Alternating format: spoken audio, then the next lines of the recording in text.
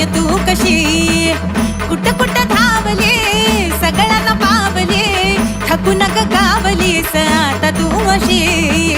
दग दग कशाला करतीस माय खेळ दमान जेवत जाग आई ठेवू नको घशाला तू तहान बस दोन घडी जरा घरी तू निवांत भाया ये अंबाबाई ये की तू गोंधळा